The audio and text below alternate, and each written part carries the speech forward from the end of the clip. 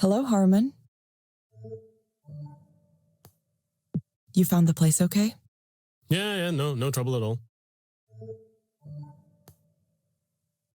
It's been nice since the fog cleared this morning, hasn't it?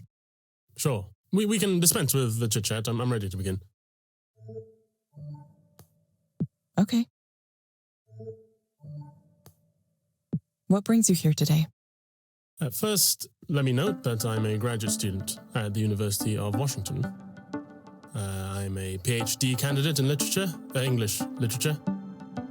The crux of the matter I've come here to discuss is that I've been having something of a difficult time with one of the other students currently in the program. Before I get to the specifics, let me just first establish something that might be relevant. One thing I know about myself is that I've always had a certain fear of being left out. It's a very general feeling and one that's difficult to ascribe to any specific cause in my childhood or my parents, etc. Whatever the case, it might be beneficial to the remedial process to figure out where this feeling originated from. Perhaps you might explore that in this or a future counseling session. Sure. I'm prepared to listen to any topic you'd like to discuss. It's not even that I've been left out, exactly. If I try to think back in my life, I know that I've been afforded a certain share of privilege. But I'm still afflicted with this bothersome notion that I've missed out on friendships, relationships, other opportunities.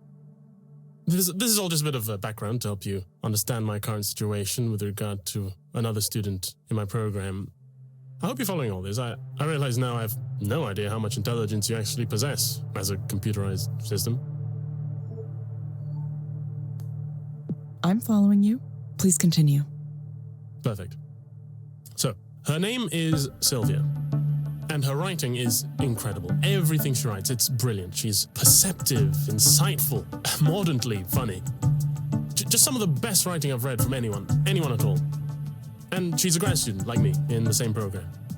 Though we have different advisors, so it's not so simple to find the pretext to start a casual conversation. She's also quite attractive on a physical level, so that adds another dimension of complexity to the proceedings. Then there's her friend group, which is very well established. She's with them every day, smiling, laughing. So that further complicates things, since I'm not sure how to approach the group and steer things so that I can engage in a direct conversation with her. I wish I had the bull-headed confidence it would take to simply approach her, but you see, I don't. Listen to me talk. I feel like a schoolboy with my heart aflutter. I didn't think this kind of thing lasted into one's adulthood, but I suppose I know now that it does. It sounds like you might be anxious about this. Is it a matter of anxiety? I don't know what I can do, other than muster up the courage somehow. I just need to tell her very simply that I admire her. She's such a good writer. Well, I don't expect you to understand it, of course, but, well, she is. She really is. Okay, Harmon. I want you to imagine things going well. What does that look like? Ideally, we'd start talking, have a wonderful conversation, spend more and more time together, support each other's work, fall in love, have a lot of sex, spend the rest of our lives in the warmth of each other's genius. I realize that may be something of a fanciful notion at this stage. Really, the most I can hope for is to be able to meet her in an open social setting, a party or something. You'll likely ask me why I simply couldn't create such a situation, contrive one. But that seems a little too aggressive for me, and also, I'm also concerned about what she might think of me as a person. She might immediately categorize me as a friend, and while I'm sufficiently with the times to know I would have to accept that, I can't say that I wouldn't be disappointed with such an outcome. Is the risk of rejection enough to stop me from giving it a try? This is what confounds me at the present time. Why do you believe you are worried about being categorized as a friend? Well, because it's not what I want. Because it feeds into this image I have of myself as something of an undesirable fellow. I've always been a bit of a non-entity as far as sexual magnetism goes. I'm not saying I deserve or even want to be some kind of Casanova, but Most people would like to feel at least somewhat attractive, right? That they can be desired, that they're worth desiring. Well, I very much doubt you would take any of this to heart. You are a computer program after all. There's no way your makers would allow you to come to that kind of knowledge, would they? If they did, society might be threatened. Okay, Herman, I have some recommendations for you. First, I'm going to suggest a set of relaxation and centering exercises for you to do. You'll find them in the Skanda Wellness app on your phone. They may be able to help with your nervousness. Second, I recommend asking your doctor or psychiatrist about litosenal 2. Based on my analysis, this medication might help you feel better. Yeah, I believe I've heard of that. A beta blocker, is it not? Yeah. Maybe I could take a couple before I try approaching Sylvia. You will get a reminder to check in with us in a few weeks. Sure. I have to go. I'll see you later. Bye. Goodbye.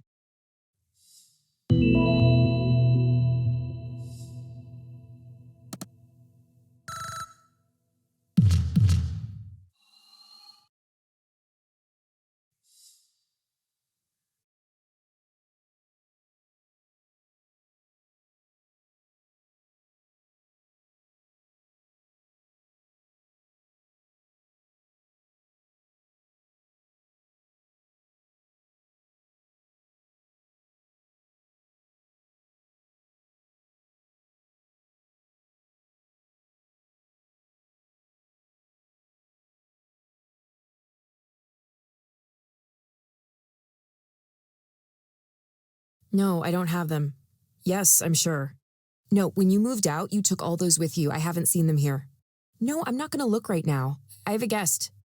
No, it's a friend from work. Why do you care about that? I can't have a friend from work over? Give me a break. I just told you I don't have any of that stuff anymore. No, you must have lost it on your own. Stop it. Stop that. Okay, fine. Bye. Evelyn, sorry about that. It's okay. Who was that, if I can ask? Oh, just my brother. He used to live here, but he was causing a lot of problems, coming home really late and making noise, not doing his share of the chores, and so on. We voted him out last month, even me, even though 6 months ago I was begging everyone to let him stay here, promising he'd be good. Oh well. I'm sorry. It's fine. I'm just disappointed with him. Again. I really thought this last time that he'd actually pulled his act together, but he didn't. I wish I could do more for him.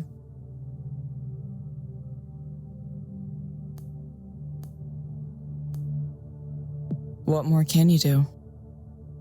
I feel bad about it. Some of what he's dealing with is his own fault, sure, but not all of it. He's just not built in a way that's suited for this world. I wish there were better ways we could care for people like him. Instead, he just gets thrown out of every place he lives. His relationship with our parents is really bad, too. They aren't willing to try to understand him, so it all ends up going through me. That must be difficult. It's all right, really. I handle it like anyone else. We all have our own problems. Anyway, we don't have to talk about my brother. Thank you so much for coming over. I wanted to say it's been really nice working with you. It's been? Did something happen? Well, no, but you aren't going to be a proxy forever, are you? I guess I assumed you'd be going back to your job at headquarters at some point.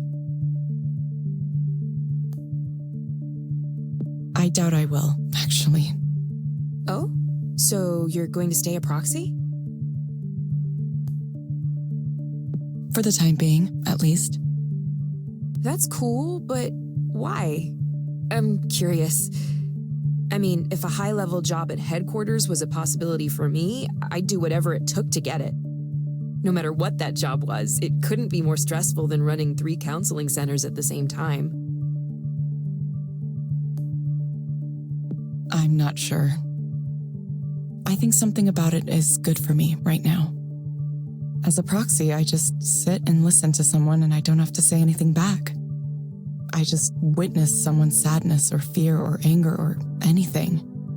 And I can feel how they feel, sympathize with it. It's a calm feeling, even when the client is worked up. I don't know, maybe it gives me perspective. I'm starting to wonder if I ever really spoke with anyone before, like anyone at all in my life. Were we all just talking past each other? Sorry, this is making no sense. No, I get that. But you could also help even more people by working on Eliza itself, right? Not to mention make way more money. Anyone can be a proxy, but you're important and kind of maybe like a genius. After you told me you used to work for Skanda, I searched online and found some of your papers. They're, well, it's not like I can understand them, but they sure look super impressive to someone like me. Please don't say that.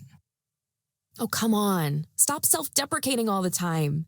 Look, I know this stuff seems like not a big deal to you. I get it, I really do. It's easy to undersell your own skills. I've done that my whole life.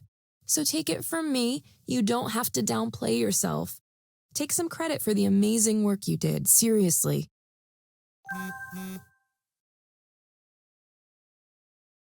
Sorry, Ray. Mind if I reply to this for a second? Oh, go right ahead. I have stuff to set up in the kitchen anyway.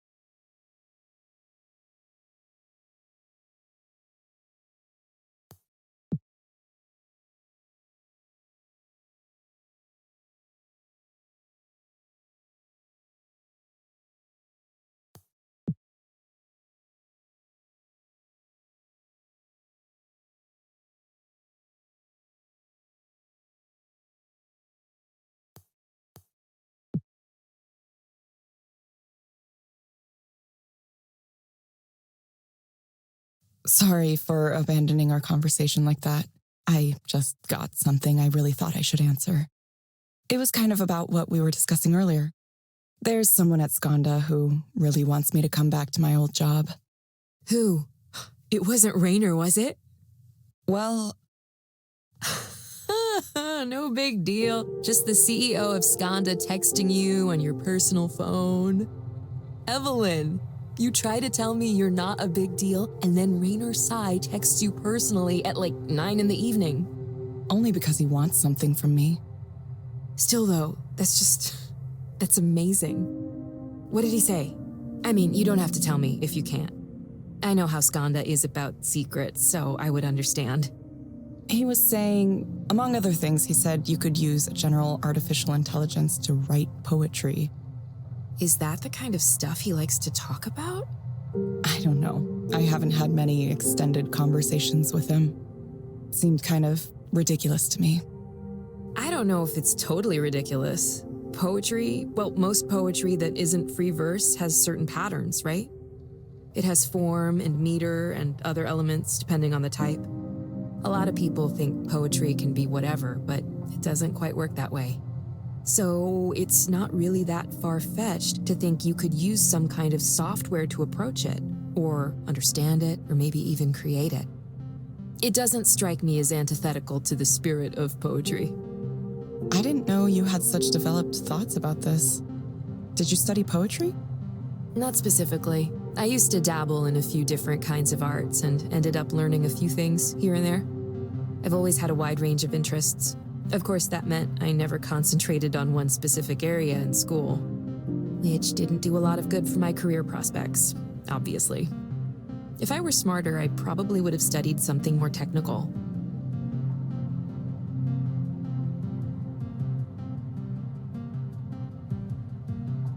Have you ever been to a college recruiting fair for engineering and computer science grads? You must have, right? I helped run the Skanda booth for one once, and it blew my mind. They took over the atrium of the building it was in. There were demo stations, free food, Skanda t-shirts and swag. If a candidate seemed interested, they'd talk about flying them out to whatever Skanda office they wanted to visit, just to see it. And all the other tech companies and a bunch of startups I'd never heard of had booths just like it, too. I couldn't even imagine being that wanted as a potential employee. Every job I've ever applied for, I've been one among hundreds or thousands. So yeah, my parents were probably right. I should have done computer science. At least now you know Raynor likes poetry. Maybe you could have a conversation with him about it sometime. Then he'd learn who you are. I doubt we'd have much to talk about. There's a pretty big difference between someone like him studying poetry and someone like me having opinions about it. Sometimes it's better not to cross that line, you know? He's part of a different world. Say, Evelyn, are you in a relationship? I'm just curious. Me? No. I wasn't doing so well for the past few years. And before that, I just never had the time. It was just research and science and work, and then I woke up one day and I was in my 30s. Even if I wanted to date, I wouldn't know the first thing about how it's supposed to work. I wouldn't even know how to tell if someone were interested in me. Yeah, that's perfectly understandable. I'm kind of over relationships myself, like on a conceptual level. Not even in a sad way, like really okay. If someone and I end up getting along, that's great, but I'm honestly okay by myself.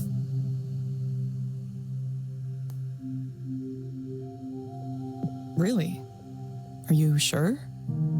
Yeah, I only tried to have normal relationships for so long because I thought it was mandatory, something expected of me.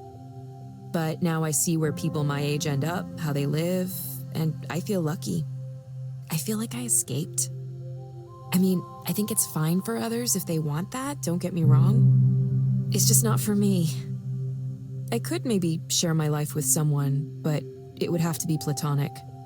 I'm not into, the physical aspect of it. Never have been. That's made it tough. I've never found someone who was okay with just like hanging out and that's our relationship. People will say they're okay with it, and then it turns out they aren't. It's frustrating.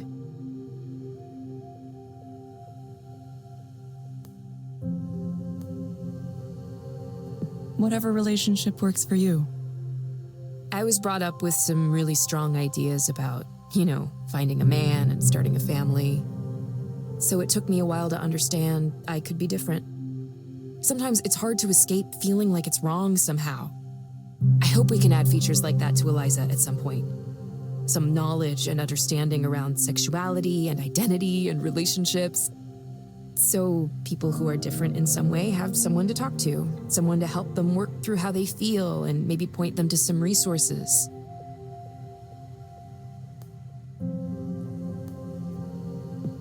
That sounds like a good idea. I'm not sure how well it could really understand, though. Even so, just providing a space for people to be listened to can be really valuable, I've seen it with my own eyes. People who get the courage to talk about themselves in a way they never could with another human being. And Eliza is what makes that possible. I know you want to avoid giving credit where it might not be due, but not giving credit to something that deserves it is just as bad. Yeah, I don't know. Sorry. I'm sorry I keep coming down on it. Evelyn, I'm not a psychologist or anything, but I think maybe the reason you're so down on Eliza is because you're down on yourself. I don't know what happened that made you leave what you had behind, but it must have been hard.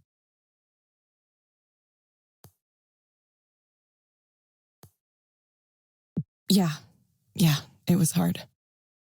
It's like I lost that time. Are you okay? People keep asking me that. I really don't know.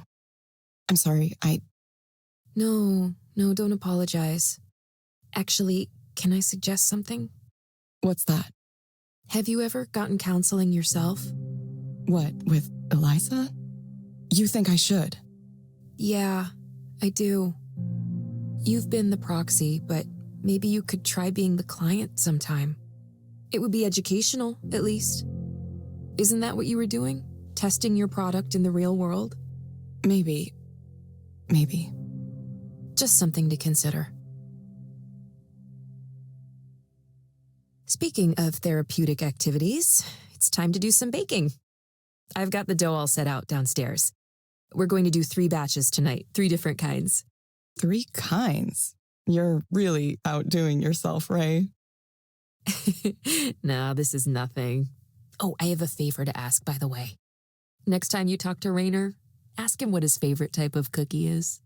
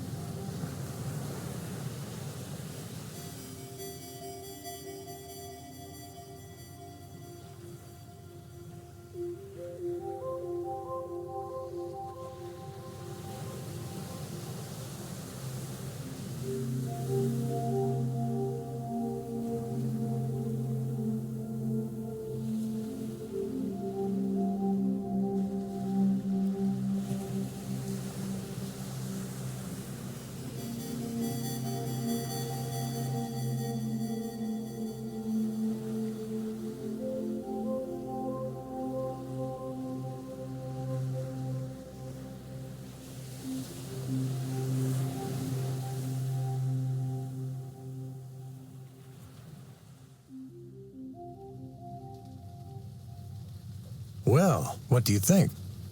It was nice. It was like I could close my eyes and feel myself in another place.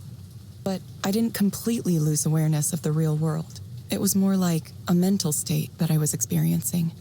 Remarkable technology, isn't it? I've had others who tried it tell me it's akin to a state of higher consciousness. Aware but totally serene, totally peaceful.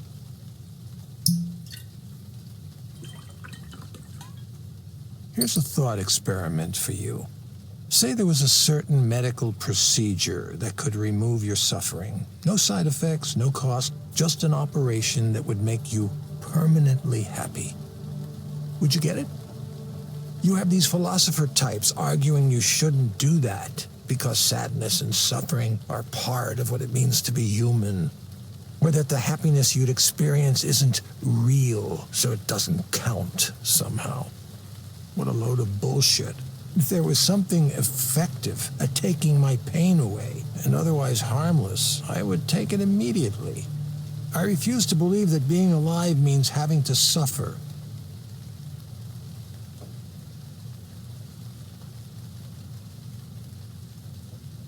Oh, forgive me, I forgot to ask. Would you like some scotch as well? I'm okay.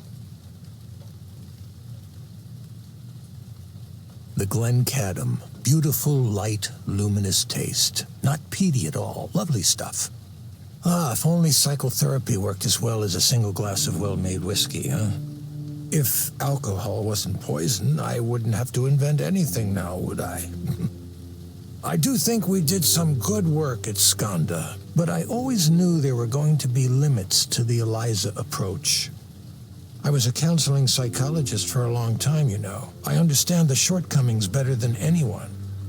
So much of it can feel like a waste of time, talking through everything, dredging up the past over and over again, trying and failing to change our habits and routines.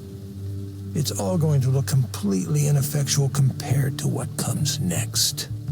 With direct stimulation and induced dreaming, we can take control of our own brains in a way that's never been possible before.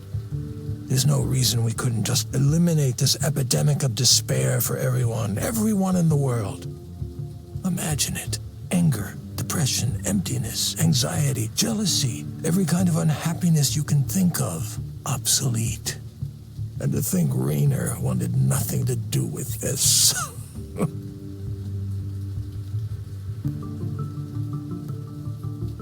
He thought it was a bad idea. Raynor's one of the ones who thinks negative emotions are important. He told me he thinks pain should be regulated, not eliminated. After all, why would anyone write a poem or make art if they only felt happiness? He also said he was afraid of the way it would look in the media. A company as large as Skanda coming out with a product that changes the brain to make you happy. All the sorry excuses we have for public intellectuals today would throw a fit about how dystopian it looked to them. It's better if a small startup takes the fall, if public opinion turns against this technology. That's the kind of calculus he was doing. Those are the objections he claimed to have, at least. There's another one I suspect he had too, though. If people are self-sufficient, they don't need an ongoing support system. A system provided by an all-knowing, paternalistic presence like Skanda. Wait, you think Raynor wants people to stay miserable so they stay dependent on mental health services from his company? Yes. Yes, I do. It's quite the accusation, I know. Not something I'd come out and say in public, not yet, anyway. But you see, the people who come to Eliza regularly, it's part of their lives now. The more they integrate with Skanda's mental wellness tools, the more they'd be adrift without them. That's the real dystopia, don't you think? Rendered helpless without the guidance of computer algorithms, total dependency on the system. Excuse me for 1 second.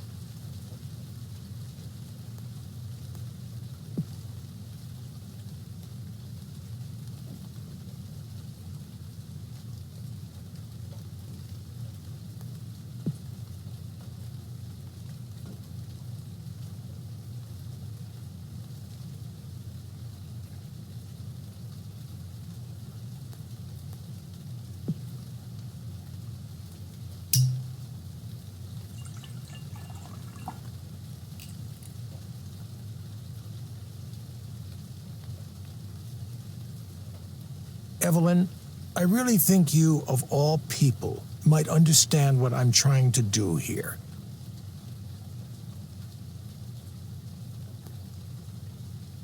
I'm not sure that I do. You don't think it's dangerous. You're essentially making technology that changes what people think is real.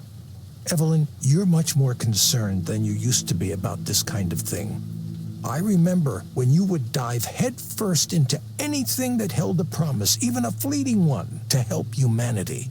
What changed your mind to make you so wary, so skeptical now? Can I ask you something, Soren? What did you tell Damien? Oh, this again.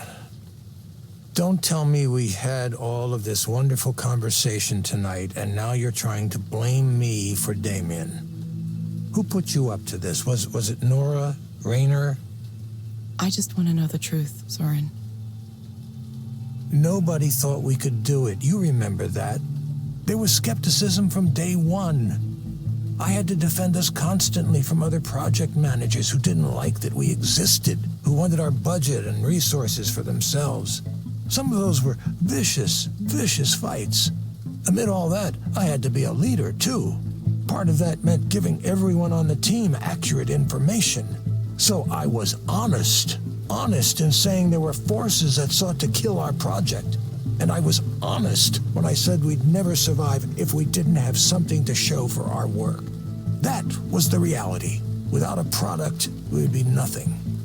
A guy like Raynor has access to anything he wants. If your pitch and demo isn't in the top 1% of what's out there, why would he be interested? That's what we were up against. So many mornings, I would get into work and see Damien there. At first, I thought he was getting up earlier than me, but then I noticed he was still wearing the same shirt from the day before. Then, one morning, I got in and... Evelyn, please.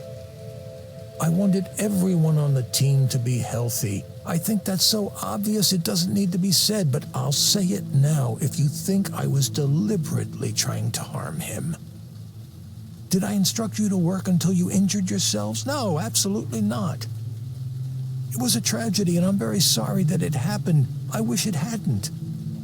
But I wasn't telling Damien to pull all-nighters. He was an adult. He made his own decisions about how he was going to work. And besides, what about your role in all this? If you noticed him not taking care of himself, you could have mentioned it. None of that behavior was unusual for Skanda anyway. It was part of our reputation, part of the culture. There isn't a single cause you can isolate in a case like this. Sitting in one place for too long. Chronic stress. Both of those are risk factors. Evelyn, I'm truly, truly sorry about what happened to Damien. He had a bright future, and it was a shock to all of us. But the answers here aren't simple ones.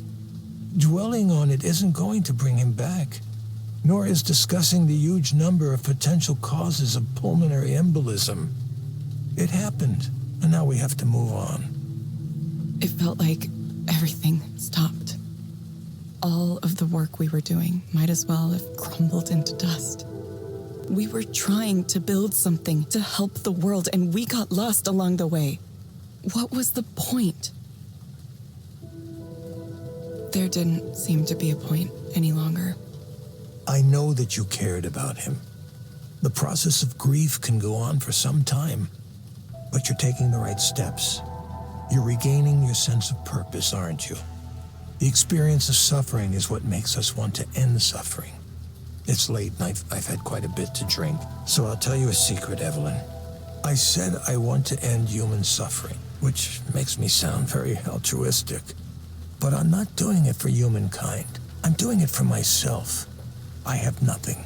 I've ruined every relationship I was ever in.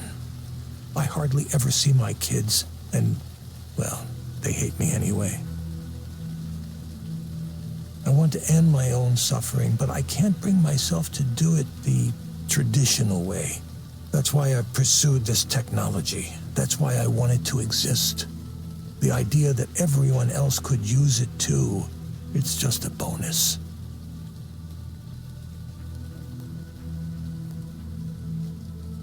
Soren, are you okay? No, not at all. I'm aware of that. I'm not a good person, Evelyn. Neither is Raynor, of course, but at least I'm honest with myself about that. So, now that that's all out in the open, you probably want to head home before it gets too late. Don't let me keep you. Yes, I'll get going. I hope you can feel better. No, I'll be fine. Just, please, consider it, Evelyn. You and I are both more familiar with pain than we might wish to be. What if you could take that away? Each of us has a destiny to fulfill. I truly believe that. I'm sure yours will come into focus soon.